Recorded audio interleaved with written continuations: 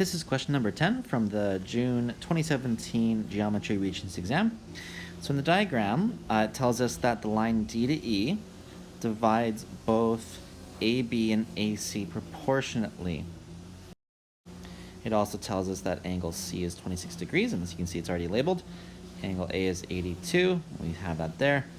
And the line D to F, this guy here, bisects the angle BDE, that angle there. So we know that those two angles are going to be equal since it's bisected. And what we're trying to find is the measure of angle DFB. So let's go ahead and label that. So DFB is this little guy right here that we're trying to find. So let's use some of the information that we know. So since the line D to E divides A and B and AC proportionally, we know that this angle, at least a different color here, this angle and this angle are going to be the same. So we know they're both 26 degrees.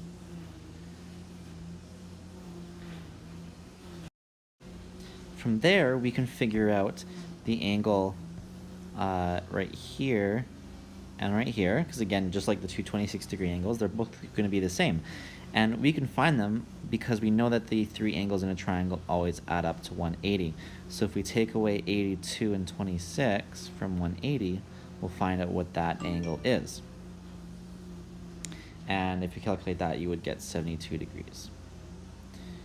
So we know that both of those angles are 72 degrees. Okay. Now the next step what we're going to do is to find out this. Here, I should probably zoom in to make this a little bit easier to explain. Okay.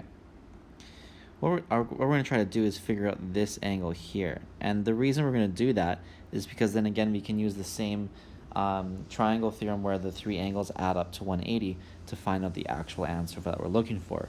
We're going to take 180 minus 72 minus this angle to get the answer we're looking for. So how do we find that angle? Well, we have a half circle right here. We know that a half circle is of course 180 degrees. We know that this green angle here is 72 degrees.